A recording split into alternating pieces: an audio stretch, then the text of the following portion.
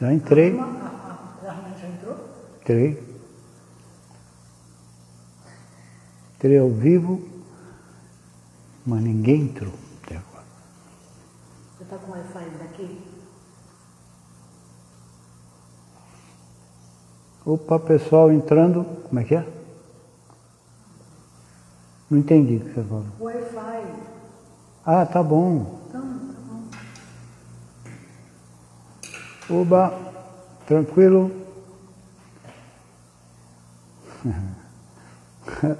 Legal, manda uma solicitação aí, Rodrigo. Ei, Blau Blau, saudade, velho. Bater aquela bola. Blau Blau na área. Rodrigo, manda uma solicitação.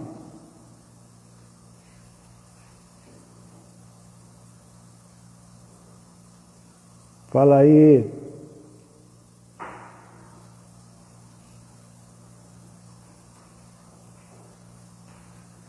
Eu tenho que chamar ele está falando. Tá bom, vou te chamar. Eu acho que é aqui.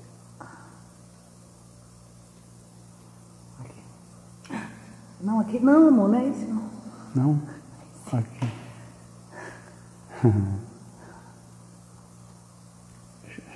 Chamei. Opa!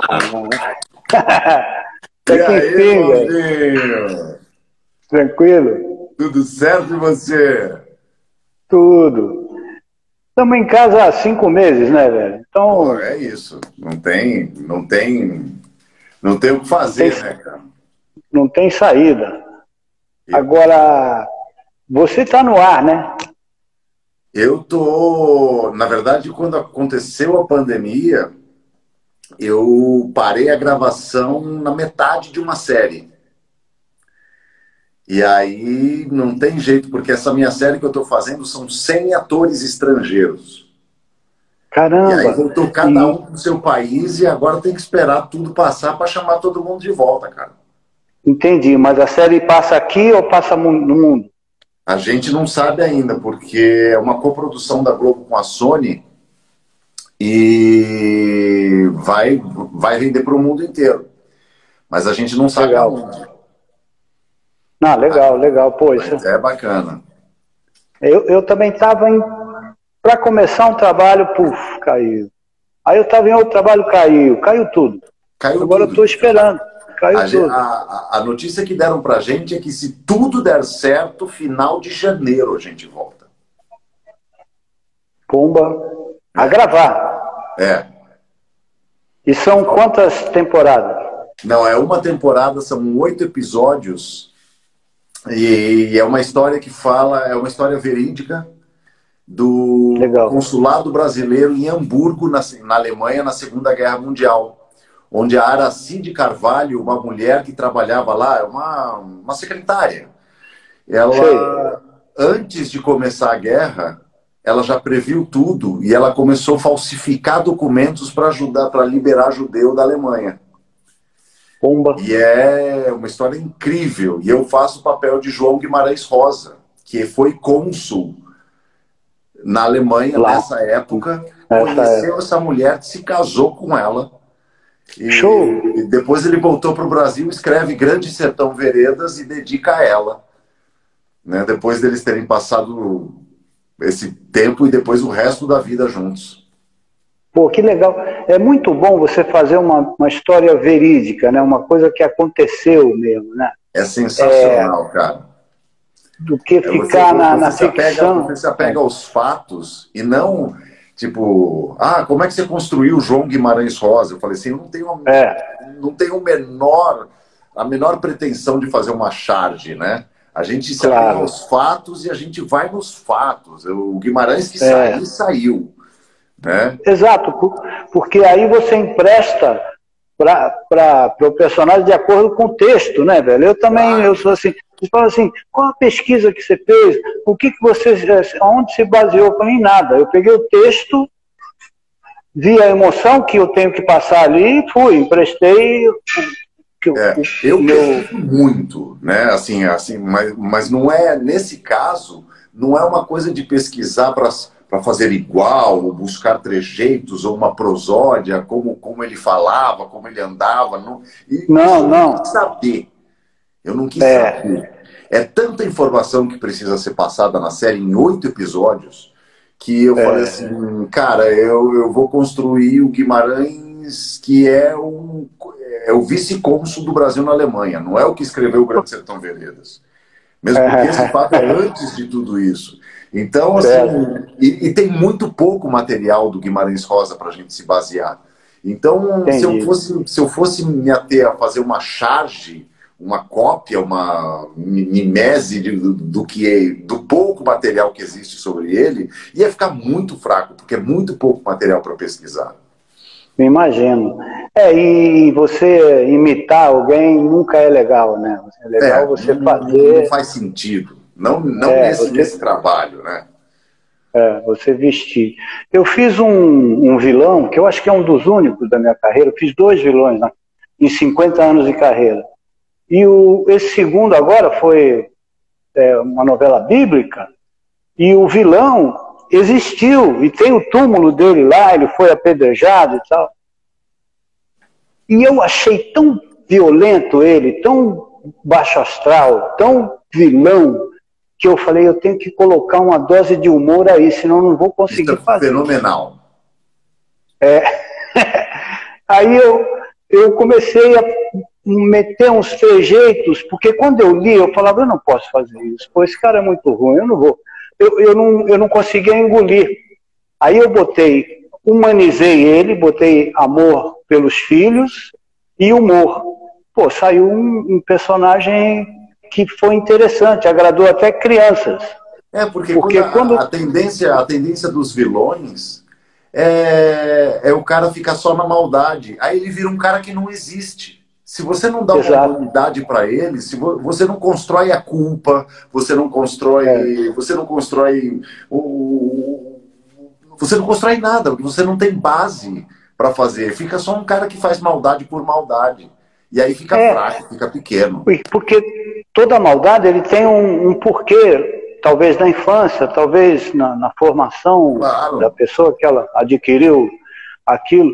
E a nossa profissão, eu acho legal a gente estar trocando isso, porque essa profissão é espetacular, né? Eu não sei quantos anos você tem de carreira, mas eu comecei em 1925. Que legal. Eu comecei em 70, né? A minha primeira novela foi 69 para 70. E naquela época, para você virar um ator, não tinha curso, não tinha faculdade, não tinha nada.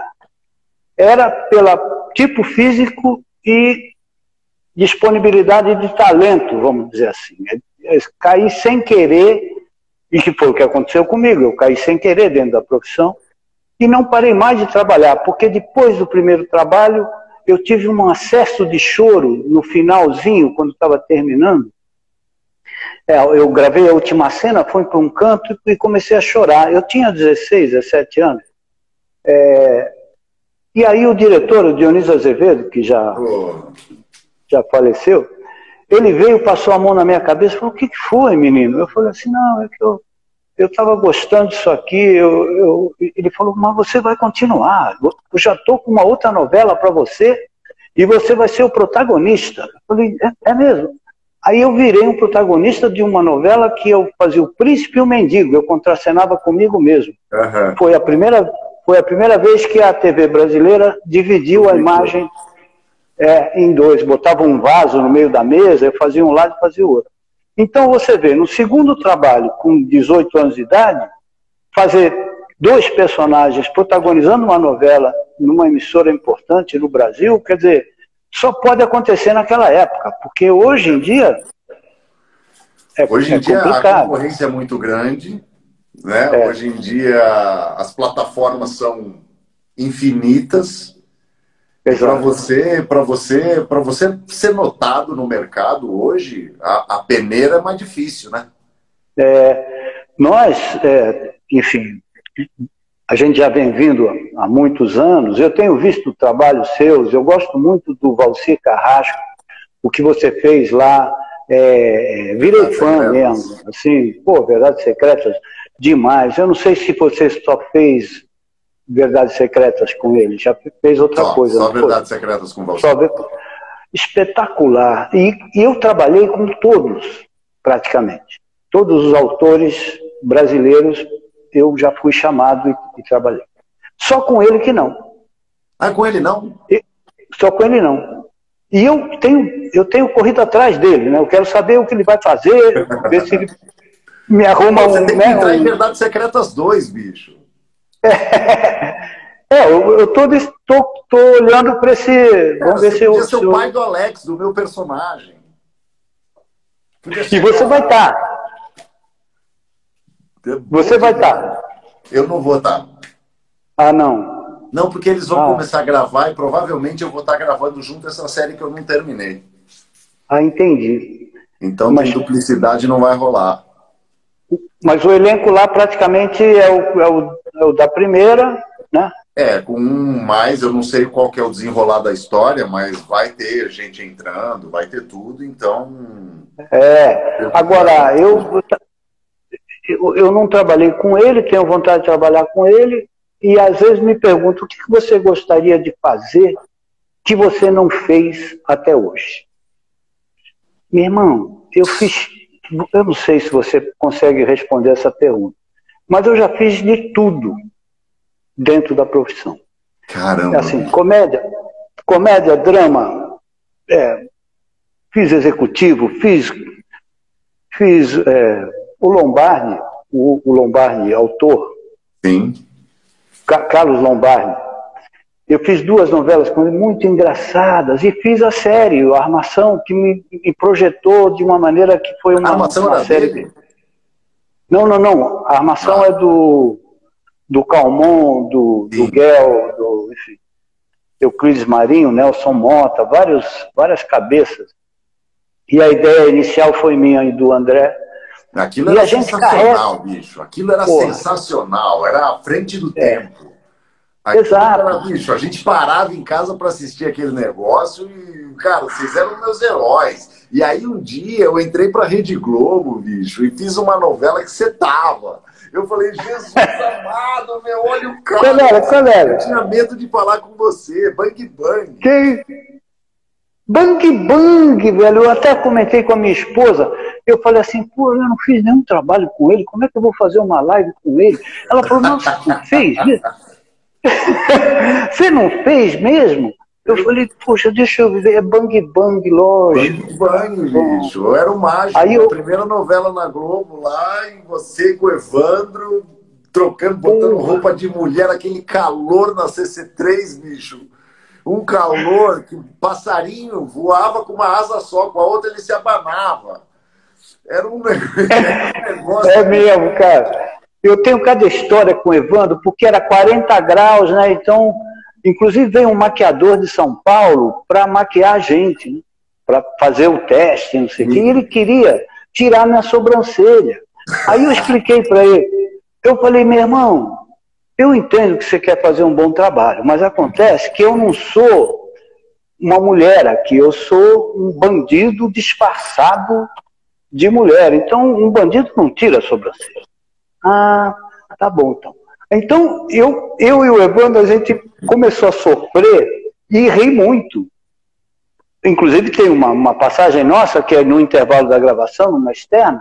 Eu falei, pô, meu irmão, vestido de mulher, loura e tal, com aquela roupa, e ele de morena. Eu falei, pô, quero fazer um xixi. Mas, pô, no ônibus é muito pequeno para entrar com aquele vestido, né, velho? Então vamos fazer aí no mato. Aí somos 2, levantamos a saia e estamos lá fazendo xixi. Meu irmão, passou 2 senhorinhas, olharam, não acreditaram naquilo, 2 mulheres fazendo xixi em pé, né? Então essa é uma das das passagens do Bang Bang. É legal. Você, cara, você discutindo com o Evandro, porque ele tinha pego o seu sutiã. Eu falei, eu não tô vendo isso.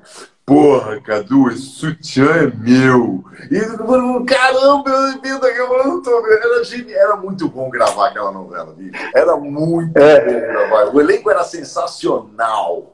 Era todos grandes amigos ali. Grandes. Pô, você tem que, pra você ver, tinha o Tarcisão, né? Tinha o Tarcísio Meira ali. Tarcisão, cara. O Tarcisão fez o primeiro episódio. E, cara, eu olhei para aquele monstro na minha frente, né?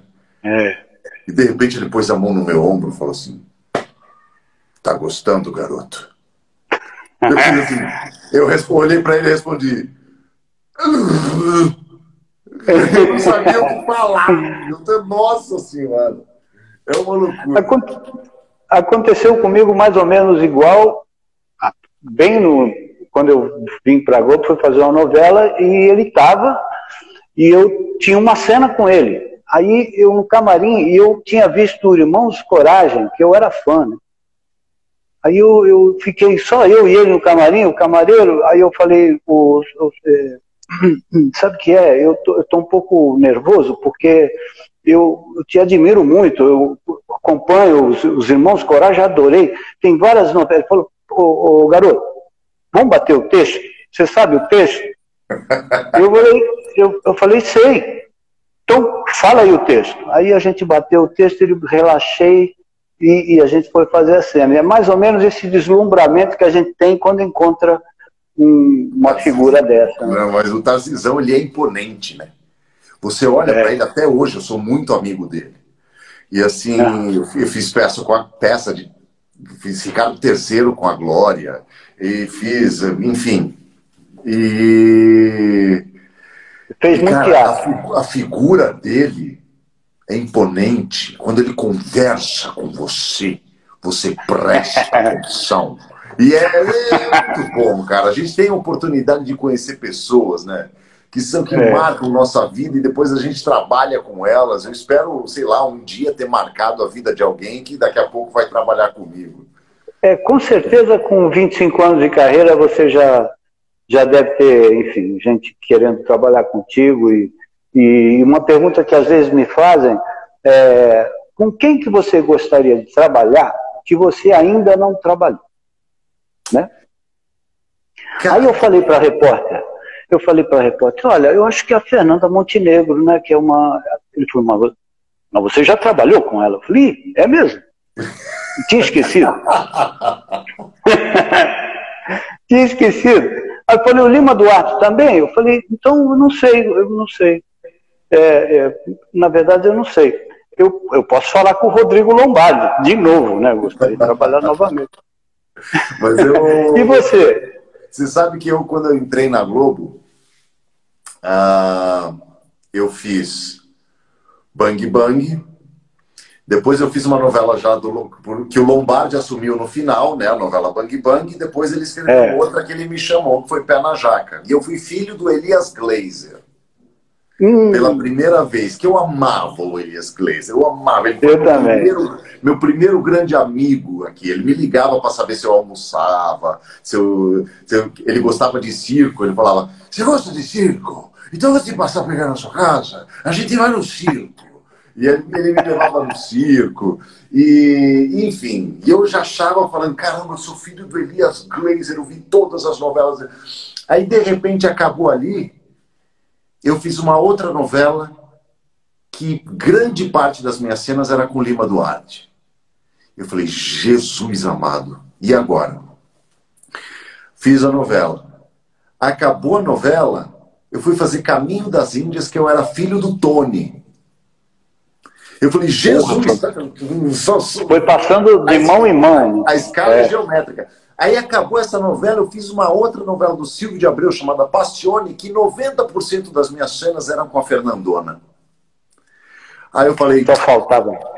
Jesus amado. E o núcleo, o meu núcleo era eu, o Elias Glazer, meu pai de novo, Fernandona, Léo Vilar e Cleide Diáconis. Ixi! Vixe, bicho, quando eu sentava ali, eu tremia mais que vara verde, cara. Minha perna, meu joelho, assim, se eu ficasse em pé, dava para ver a barra da calça fazer assim, ó, de tanto que eu tremia. Mas eu escutava aquela história, é genial. É genial, porque é o seguinte, essa coisa de tremer... Deixa eu melhorar minha luz aqui, peraí. Tá. Pessoal, eu não estou conseguindo, eu estou conversando e não estou lendo. Ah, tá mais clarinho. Agora a gente é ator, fotógrafo, a gente é tudo, né, bicho? Ah, é? Não, eu estou com uma parada aqui que o telefone estava meio descarregado. O que eu ia falar, rapaz? O que eu ia falar, velho? 50 anos de carreira tem isso, bicho. Bomba! Mas quando eu entrava no set, assim, eu escutei muita coisa boa, tanto do Tony, quanto do Elias, quanto da Fernanda. A Fernanda me falou uma coisa, cara, que eu levo pra mim, assim. Ela falou assim, meu filho, a idade credencia. Voltei? Caiu. Voltou. Voltei. Ela falava assim, a idade credencia a gente. Quando a câmera vem, uma pessoa de idade já começa a contar a história antes de falar. Eu achei lindo isso, cara. É verdade, é verdade. É verdade. E assim, e é o que você falou da nossa profissão. A nossa profissão, cara, ela permite que a gente faça tudo. Tudo. Eu tenho uma coisa hoje que é o seguinte, eu, por exemplo, vou fazer um teatro. Aí, aquela coisa da estreia, que dá aquele frio na barriga, porque vai estrear e tal, engraçado que quando a gente pisa no palco, não é o que você ensaiou apenas, é tudo que você carrega durante a tua vida toda. Exatamente. Então, eu aprendi outra coisa. Aquilo que você falou, eu estudo bastante antes de fazer. Quanto mais informações você tiver, melhor e mais à vontade você vai ficar. Agora, eu acho que tem uma infinidade de espíritos, no bom sentido, espíritos de artistas, de atores, não sei o que estão presentes naquele momento. No palco, na TV acontece também, em algumas cenas, você fica até um pouco tonto, porque baixou, que você está vivendo exatamente a emoção daquele personagem. Eu fiz uma cena com a Eva Vilma, que ficou para a história, que a gente caiu no choro durante a cena, quer dizer, eu morria, e ela era minha mãe. E quando terminou, a gente não conseguiu desligar. Continuamos soluçando ali. E, enfim, o Denis Carvalho falou assim, poxa, parabéns aos atores, muito boa cena, vamos para outra. E ficou um silêncio, ninguém falava nada e só a gente chorando. Aí ele falou, vamos dar um tempo aos atores para que eles se recuperem dessa cena emocionante. E isso, você sabe que você fez uma cena que me marcou muito. Eu tenho essa imagem gravada. Você era pai, se eu não me engano, do Danton Mello. E era uma cena que vocês ficavam brigados e de repente vocês se reconciliavam. E aquilo ficou para mim, cara, eu era moleque.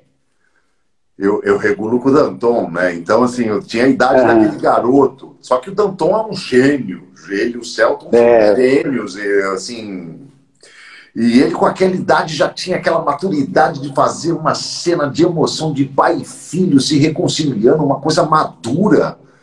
E eu vendo vocês dois tão entregues naquela cena assim, e aquilo está na minha memória até hoje. Eu falei, pô, que bom que eu vou falar com o Cadu amanhã, porque eu preciso dizer para ele que uma das cenas mais antológicas que eu tenho na minha cabeça é essa cena de reconciliação. Eu não lembro nem a novela qual era, mas essa cena da reconciliação em vocês, eu tenho dois momentos.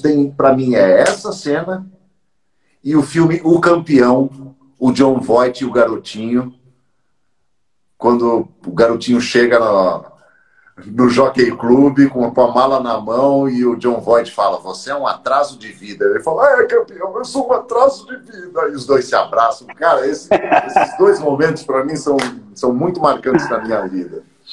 Eu acho que a criança, eu acho que o atuar, né, é que nem você dizer para uma criança assim, vamos brincar? Vamos. Bandido, mocinho e bandido. Eu sou o bandido. Na hora a criança vira o bandido. E a outra criança vira o mocinho. Na hora eles vestem. Então, é uma grande brincadeira da gente fingir que é outra pessoa, mas vivendo o que esse personagem é. E se a gente consegue manter isso durante a vida, acontece exatamente como é que você estudou isso? Eu não estudei nada, eu leio o texto. O texto me leva a sentir o que aquele personagem está querendo passar, a existência dele, qual é a dele. Então, eu acho que daí que vem você, na época tinha Grotowski, Stanislavski, o Escambau, eu não fiz nada. Eu fui na intuição, eu sou um ator intuitivo, apenas isso, mais nada. E a escola foi fazendo. Então, quando chega agora aos 50... Na televisão, Cadu, na televisão foi assim, cara. Quando a televisão é uma coisa muito nova, e quando surgiu as emissoras no Brasil, quem eram os câmeras? Não tinha. Quem era Cabo Man? Cabo Man. Existe uma pessoa só para desenrolar cabo. Por quê? Porque cabo é complicado pra caramba. Tem que ter uma pessoa só para tomar conta dos cabos. Então, assim, bom, você tem uma ideia? O Boni foi Cabo Man. É isso. Sabe? Eu falo assim, editor nem tinha, né? Porque, quer dizer, tinha uma pessoa que cortava para as câmeras, mas era ao vivo. Né? Hoje você tem a edição que, por exemplo, na Globo, o prédio da edição funciona 24 horas por dia, com 120 editores trocando turnos, senão não entrega o capítulo de amanhã. Então, assim, eu estou falando isso porque você falou, porque o autor escreve. O autor tem a função dele, a gente tem a nossa, e se o time não for muito bem montado, cara, essa história não se conta. Então a gente faz famílias, né? Como a gente fez em Bang Bang, e a gente se vê mais do que eu via você em Bang Bang mais do que eu via minha mãe. Sua família, Então, a gente montava a nossa família e, de repente, numa sexta-feira, acaba que vai cada um pro seu lado e a gente quase nunca mais se viu, só se encontrava em... Engraçado isso. Vamos continuar, mas não dá, não acontece, só no outro trabalho. Tem uma coisa que um bom diretor, hoje em dia, é aquele que sabe aonde vai cortar. Ele já grava... Sim. Adiantando o lado do editor, né, cara? O Guel, Guel Arraes, quando dirigia a armação, às vezes eu metia um caco, ele sabia que não ia. Ele falou, não, já cortei.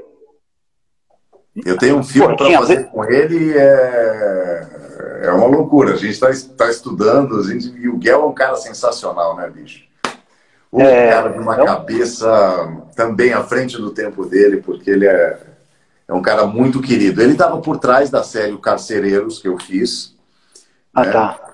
E agora a gente tem um longa para fazer, que é o Grande Sertão Veredas, do Guimarães Rosa. Eu vou fazer o Guimarães na série, acabo a série e faço jogo no Grande Sertão Veredas, no longa do Guel, o roteiro de Jorge Furtado. Pô, então, que bacana, cara. Muito legal. Uma coisa que eu gostei no Carcereiros, que eu gostaria de fazer alguma coisa ali. Porque é um universo que eu ainda não fiz. Por exemplo, se dissesse, pô, quer fazer o que você nunca fez? Eu não fiz um traficante. Eu não fiz um bandido da pesada. Eu não fiz um mafioso sério. Eu fiz na brincadeira. Eu já fiz muita coisa na brincadeira. Então são personagens que eu acho que eu tenho peso suficiente para fazer, né? Eu acho também. Eu acho que é bom se aventurar, principalmente Você com 50 anos de carreira, eu entrando nos meus quase 30 anos de carreira, e a gente, de repente, se vê descolado já na profissão e, de repente, um papel que você nunca pensou em fazer, pum, cai na sua cabeça. O Carcereiros foi assim, porque o Carcereiros não era para mim. O Carcereiros era para o Domingos Montanher, que se acidentou em Velho Chico, né? Se afogou, morreu. E ele estava no final de gravação de Velho Chico, e logo ele ia emendar em Carcereiros. Eu tinha feito a primeira fase de Velho Chico, estava de férias, me ligaram e falaram assim: você foi a primeira pessoa que a gente pensou para tomar o lugar do Domingos. Topa? Eu falei, topo. Ele falou, só que a notícia ruim é que você tem que estar aqui amanhã. Eu falei, amanhã eu não posso porque eu estou fora do país, mas depois de amanhã eu posso. Então vem, voltei, cheguei numa sexta, comecei a gravar na terça, bicho, eu não sabia nada desse universo. O time que foi me ajudando. Por isso que eu falo, o time é muito importante. Não, é tudo. Desde o camareiro até o contra-regra, passando pelo câmera. O câmera às vezes dá um toque, fica mais pra cá. Quantas vezes você não tá em cena assim, o cara tá assim, ó. Olhando na câmera aqui. E a gente com... texto, descansa na esquerda, vem um pouquinho mais pra cá, vê o joia, aí você se ajeita e pau! Quem não conhece a profissão não imagina quanto detalhezinho que a gente tem para poder não parar uma cena, né? Enfim. E isso a gente fala quando a gente está descolado, né? Mas a gente já passou por momentos quando a gente também não sabia. Né? Não, sem dúvida. Eu tenho quando falaram para mim pela primeira vez assim, Rodrigo, vamos falsear aqui. Eu falei, falsear? O que é fazer mais falso? É fazer mais... fazer assim? O cara falou, não, falsear é porque assim, a câmera estaria aqui e aquele fundo é muito feio, então vou mudar você para cá, mudar a câmera, mas não vou mudar o eixo. Eu falei, eixo? Ele falou, depois eu te explico. Deixa para lá, né? Não é a tua área. Eu tenho uma história muito engraçada, cara, que eu tinha muito texto numa cena, isso lá em São Paulo, e eu peguei e fiz umas dálias. E botei uma atrás do vaso, uma na coluna e uma no sofá, que eram marcas que eu tinha. E ninguém sabia. Eu que armei isso porque, eu estava inseguro. Atenção, vamos gravar. Pera aí. Eu falei, bom, então começa a primeira cena ali, eu vou para aqui. Quando eu cheguei na coluna, que eu botei, não estava. O contra-regra deu uma geral no cenário e levou, velho. Aí eu falei, puta, fiquei azul, né? E na verdade, você tem a memória fotográfica. O fato de você fazer a dália, você colocar a dália... Já tá... eu olhei para a coluna e li uma coisa que não estava lá. Porque já estava aqui. E a outra coisa que eu ia te falar, que você falou de tremer as pernas, o bom ator é aquele que tem responsabilidade. E o fato de você ficar nervoso é porque você é responsável. Exatamente. É porque você quer fazer bem aquilo. É por isso que você está com...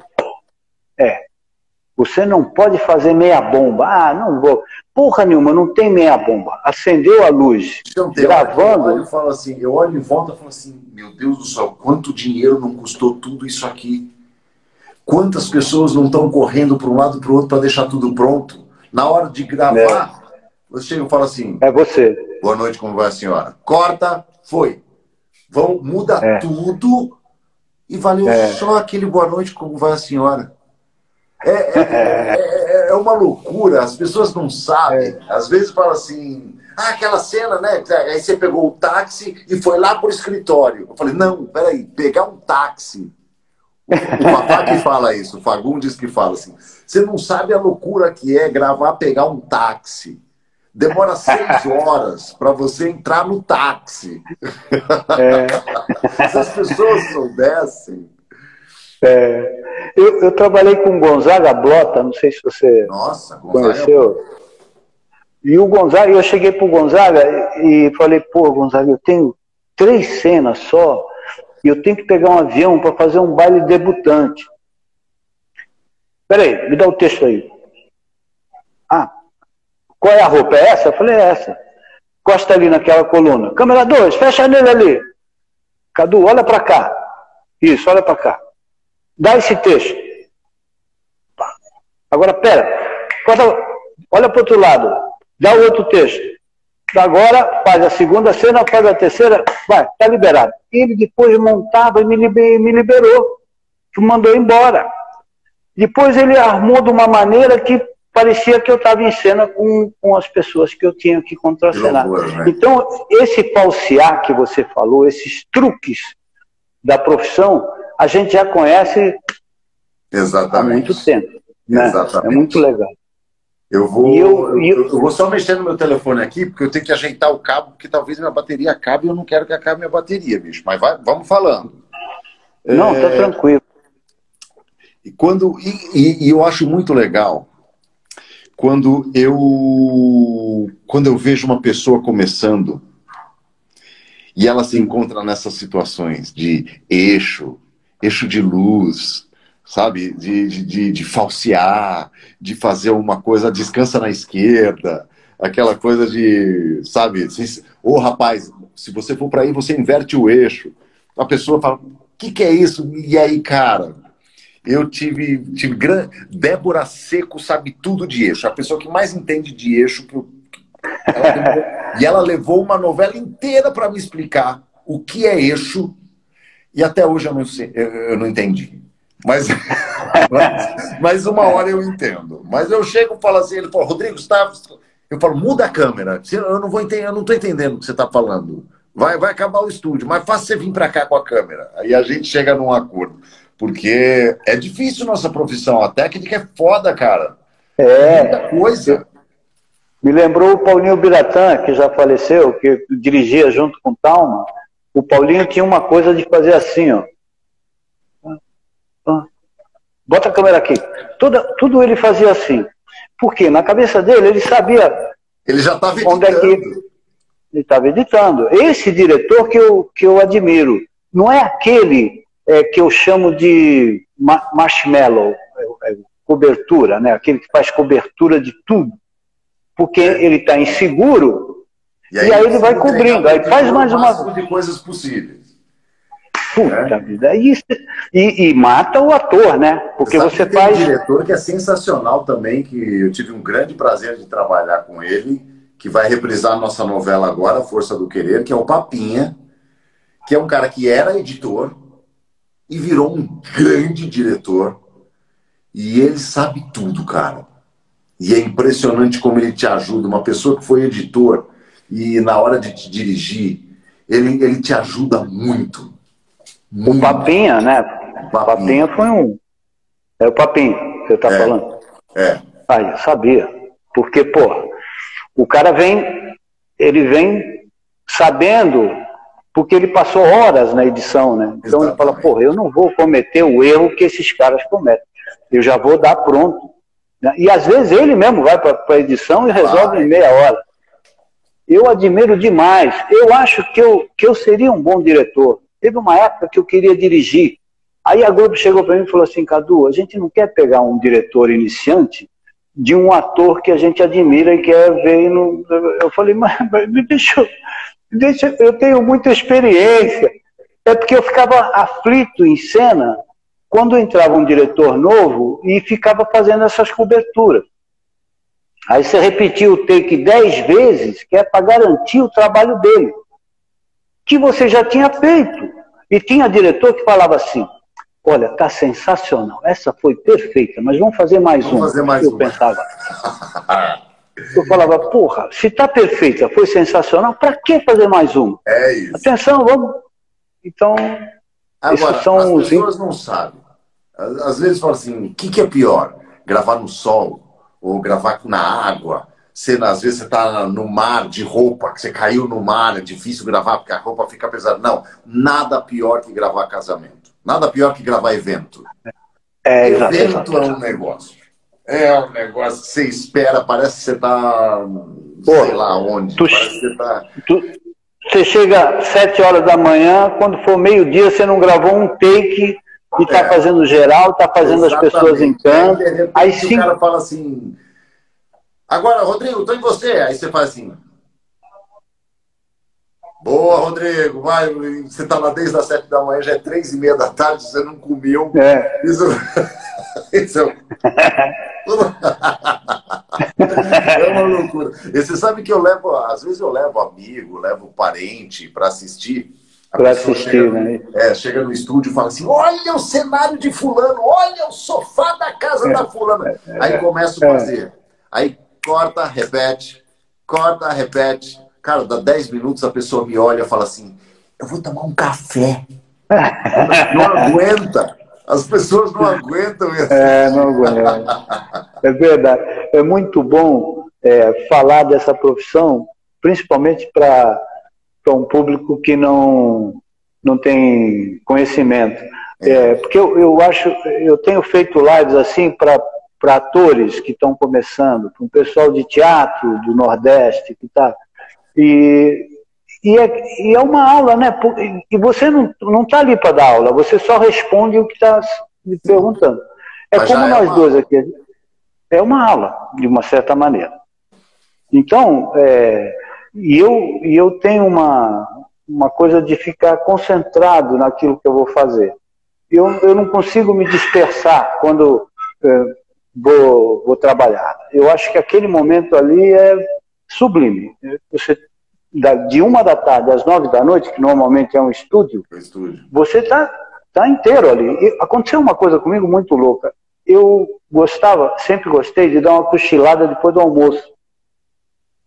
Aí numa novela que eu estava fazendo, era Suave Veneno, com a Letícia Spieler, e a gente ensaiou a cena, em vez de gravar, o Canaveses, que fazia a claquete, falou assim, o assistente de estúdio, falou, olha, o Denis mandou parar, vamos almoçar e a gente grava exatamente depois do almoço, a gente continua nessa cena que já está ensaiada. Eu falei, legal. Aí eu fui, comi e tal. E eu acho que eu comi um nhoque, alguma coisa meio mais pesada, velho, e voltei pro camarim de terno, tirei o paletó, tinha aquela cortininha, eu peguei, entrei ali, meti umas coisas no chão, assim, peguei um travesseirinho e apaguei. Mas dormi, que foi uma beleza. Meu irmão, de repente, eu fui acordado assim com a cortina abrindo. Porra, Cadu! Tá todo mundo atrás de você, cara. Eu falei, o que foi? Eu tô aqui, tô pronto. Então vamos pro estúdio, ele tá esperando. Eu falei, tá bom. Aí passei pelo espelho, fiz assim, botei o paletó e fui pro estúdio, mas tonto, né? Completamente fora do... Aí entrei em cena, o Canaveses, aí, chegou, Cadu, porra, Cadu, até que enfim, hein? Pô, não sei o que, tá bom, atenção, gravando. Eu falei, gravando? Caraca, gravando? Aí a Letícia deu... O quê? A Letícia deu o texto dela, cortou pra mim, e eu falei... Bem, Nice, eu acho que... Aí o Canaveses, peraí, Cadu, que Nice? Eu falei, qual é o nome dela? Eu chamei a Letícia Spieler de Glória Pires, da outra novela, que era o Anjo Mal. Eu falei, mas peraí, Canaveses, então vamos começar de novo. Que novela é essa? Espera, só me posiciona. Aí o deles, pelo amor de Deus, eu não estou querendo gravar. Dá um texto pro Cadu aí, pô. Eu falei, não, mas a Letícia teve um acesso de riso que está rindo até agora, né? Porque eu chamar ela de Inês, enfim. Então, a gente não pode desligar. Foi para lá, tem que estar... Você sabe que eu tenho esse problema, né? Assim, eu sou muito focado, sou muito concentrado. Mas, se der o bobol, se eu começar a rir, malandro, aí tem que dar uma pausa no estúdio, porque eu não paro de rir, as pessoas já pararam, as pessoas já não acham mais graça, e quanto menos graça as pessoas acham, mais eu começo a dar risada, eu começo a chorar de tristeza por estar rindo, mas eu não paro de rir. E é chato isso. Aí eu vou pro camarim e choro, cara. Eu lavo o rosto depois, tento voltar, eu volto pro estúdio e começo a rir. Eu falo, caramba. E aí precisa tomar um café, precisa conversar, precisa mudar do assunto, aí volta de novo. Porque a gente tem uns cliques, assim, a gente não é robô, né, velho? E às vezes você tá numa cena, o ator fala uma coisa, chama de Nice, e aí você fala, oi! Aí vem tudo, parece uma avalanche de qualquer coisa que te faz rir. Quem é assim é a Glória Pires, cara. A Glorinha assim, a gente tinha uma começa cena... a rir, pega a bolsa e vai embora. Vai embora, porque não consegue. Porque eu contei uma piadinha para ela no camarim, que era muito engraçada. Ela achou muito engraçada, e foi rindo pro estúdio. Aí a gente tinha uma cena junto. E eu entrava, ela estava em cena, e eu abria a porta e falava nisso. Aí, quando eu entrava, ela olhava para mim e lembrava da porra da piada e começava a rir. Meu irmão, voltamos 8 vezes a cena, ela não conseguiu. Aí me tiraram do estúdio e ela fazia a cena sozinha. Alguém abria a porta, que não era eu, e ela olhava e conseguiu dar o texto. Aí depois me chamaram, porque falou, não, agora ela equilibrou. Eu falei, legal, então vamos. Porque eu comecei a ter vontade de rir também. Então, mas você sabe que eu gravei Caminho das Índias, a novela inteira, eu não contracenei com o Danton, que era meu irmão na novela. Porque eu lembro. Porque eu dava risada. Então, a gente até estava junto. Aí, na minha vez de falar, ele virava de costas, eu falava. Na vez dele, eu virava de costas, ele falava. E, no geral, era... Tanto que tem uma cena que a gente toma uma surra do Tony Ramos de vara de marmelo. E a gente falou, a gente não aguentou e o diretor falou assim, vai que cara de riso é a mesma que cara de choro. E a gente assim, apanhando, riso, a gente ria. Mas, meu Deus do céu, é uma bagunça boa que a gente faz, mas todo mundo fala assim, vocês, que vidão. Cara, a nossa vida é de uma relação tão foda, que se a gente não tiver esses momentos, cara, se a gente não estiver se divertindo, o espectador não se diverte. Não, sem dúvida. Né? Até a diversão é séria. A diversão pra gente é um negócio muito sério. Né? Porque a gente precisa, aquilo que a gente está passando no estúdio, ela tem que passar pela lente. Ela tem que chegar no espectador, ela tem que entrar na casa das pessoas como se a gente estivesse ali. E não dá para fazer mentirinha. Então a gente vai a fundo, a gente emburaca quando é para fazer mal, a gente se diverte muito quando é para se divertir. E os anos de carreira vão dando para a gente essa experiência e vai ficando cada vez mais gostoso. Mais gostoso. É verdade. É muito gostoso. É um privilégio mesmo, né? Você viver várias vidas durante a sua vida.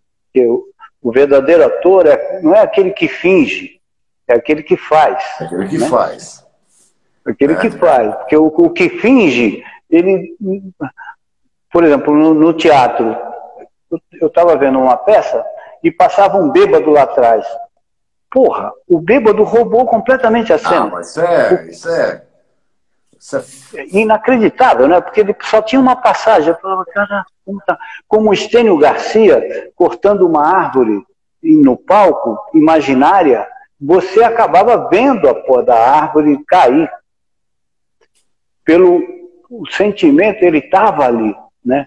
Eu também fiz um teste para teatro uma vez, que eles falaram, vocês são lenhadores, Antunes Filho, vocês são lenhadores que acordam, tomam café da manhã, lavam o rosto e vão cortar a árvore. Todo mundo sentado no chão. Eu fiquei ali sentado, eu não levantei, não fui cortar a árvore nenhuma. Eu peguei um fumo de rolo e apertei meu cigarrinho, fiquei ali olhando tal, depois eu levantei para pegar meu machado. Ele, corta, você foi ótimo, falou para mim.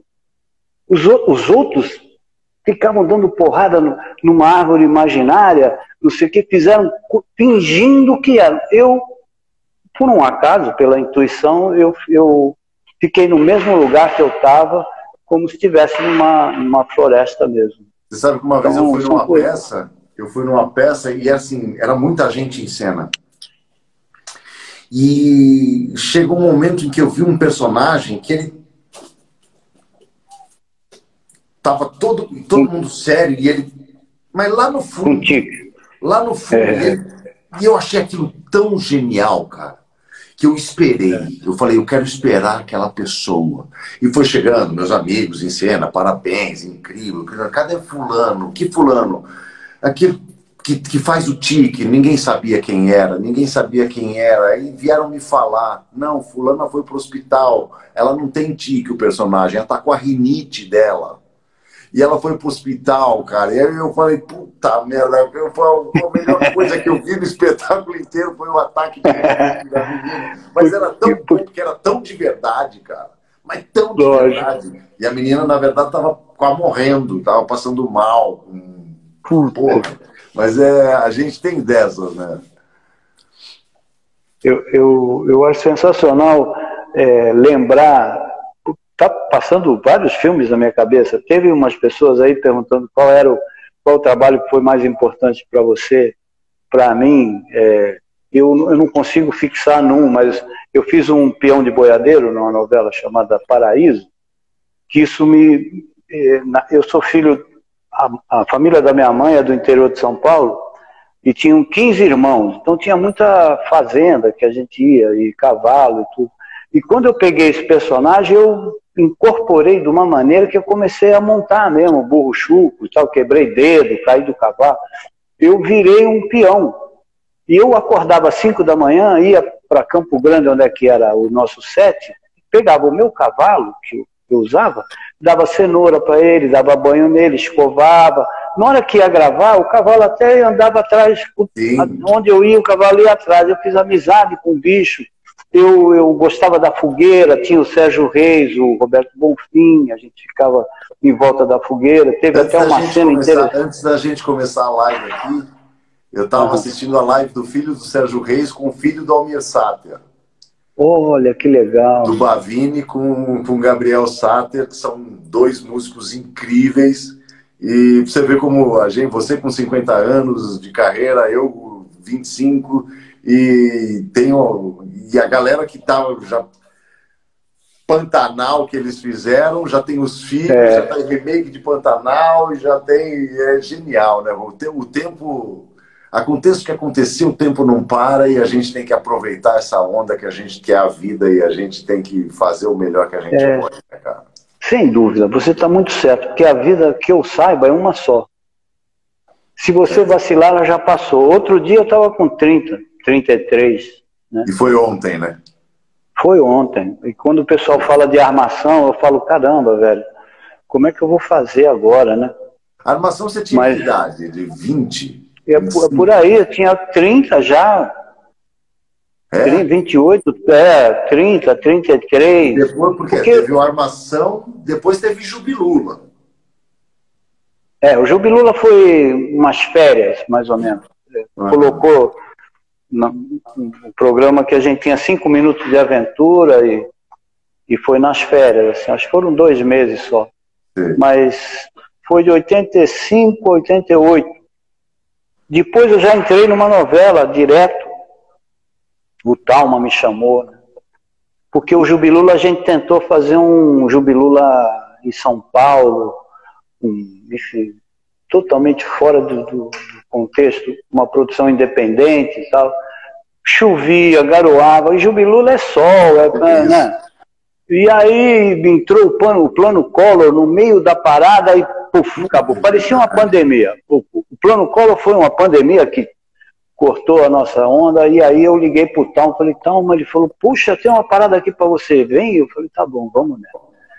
E era, não sei o que era, se era Água Viva, ou o que era que eu fazia. Mas já faz muito tempo. Mas cara, era sensacional, porque era tão... A gente tinha pouca coisa de aventura, né? Quanto tempo falta? 5 minutos. Ah, legal. 5 minutos. Então nós temos... A gente não tinha nada de aventura, tinha só vocês.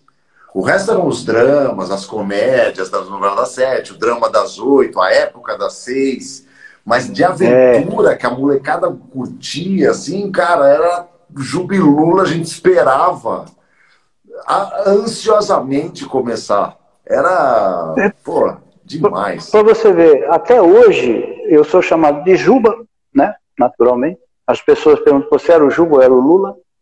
Eu e o André, a gente tem um projeto, enfim, que está um pouco antes da pandemia, estava para ser fechado, entrou a pandemia. Então, vamos esperar a vacina, ver, você vai voltar a gravar em janeiro do ano que vem, né? E tem um pessoal gravando agora, todo cheio de máscaras, câmeras tudo coberto, parece que são astronautas. Né? É uma loucura. Então, a gente está num momento muito difícil. Eu queria aproveitar esses minutos finais para fazer um elogio a você pelo seu trabalho, pela sua dedicação, pela sua simpatia e por ter aceitado levar esse papo comigo, que eu acho que muita gente deve ter curtido muito essa uma honra para mim. Troca. Você é um cara que faz parte do meu passado, de quando eu era um garoto que sonhava. E hoje eu sou um produtor de sonhos porque eu assistia também os seus programas. Então Pô, que legal.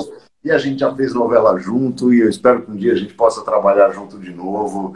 E eu espero que a gente siga a nossa estrada, independente de onde ela leve a gente, mas que a gente continue fazendo sempre com essa honestidade que a gente tem, porque a gente não é o melhor ator do mundo, mas também não é o pior ator do mundo, e a gente é simplesmente a gente. Você tem suas características, eu tenho a minha, e a gente se empresta para todos os papéis que a gente é convidado.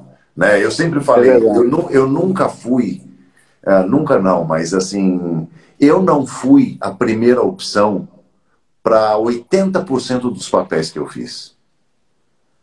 Mas toda vez que eu fiz, eu dei 100% do que eu podia. Sem dúvida. Então, eu fiz o meu melhor. Eu deito a cabeça no travesseiro tranquilo de saber assim, fazer assim, pode não ter sido o melhor personagem do mundo, pode não ter sido o melhor trabalho do mundo, mas uma vez ou outra a gente acerta. Né? Eu acertei uma vez ou outra, você acertou um monte de vezes e é isso. E hoje a gente está aqui. O que aconteceu comigo, eu nunca fui de correr atrás. Sempre caiu no meu colo. Parece que é uma coisa que vem divina, né? Que você fala, pô, e agora o que eu vou fazer? Eu queria fazer isso, não consigo. De repente, puf, cai uma coisa e fala assim, caraca, isso é legal. Então a gente tem que aceitar o nosso destino. Destino é uma coisa que no início eu não acreditava, mas hoje eu acredito muito. Que tudo que você planta, você vai colhendo. E nada é por acaso. Até esse papo que a gente está tendo aqui não é por acaso. Com certeza, minha esposa... alguma coisa que a gente nem prestou atenção no meio do nosso papo mudou a vida de alguém. É verdade. A minha esposa até perguntou, você já sabe o que vocês vão conversar? Aí eu falei, a gente vai falar sobre a nossa profissão. E tranquilo, porque eu sei que a nossa profissão tem muita coisa envolvida. Cara, se uma live pudesse durar 10 horas, a gente ficava 10 horas ali. Mole. É verdade. Verdade. Foi e sempre será um grande prazer te encontrar, velho. Espero te encontrar em cena. Quando falar gravando, eu vou olhar para você e vou falar assim, tá vendo? Vamos fazer essa cena então. Só não faz piada, senão não termina. E eu não vou fazer piada, não. Mas muito bom falar contigo, irmão. Muito bom. Me fez muito bem poder falar com você hoje. Eu espero que a gente possa trocar muitas figurinhas para frente aí. E o que você precisar de mim, estou por aqui. E uma honra. Pô, uma honra para mim também.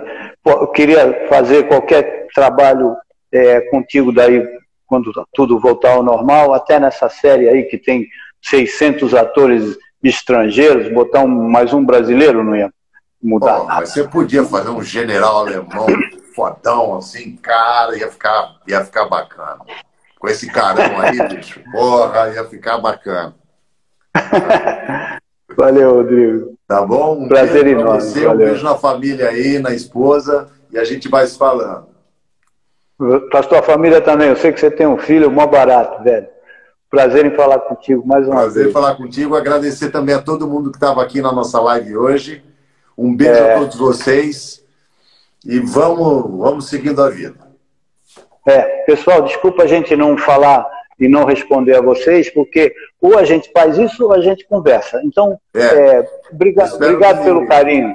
Que o papo tenha sido bastante interessante para vocês nos desculparem da falta de interatividade aqui, mas é que a gente se divertiu e a gente espera ter divertido vocês. Valeu, Rodrigo. Um abraço. Obrigado. Um beijo, irmão. Um beijo. Tamo junto. Aí, continua.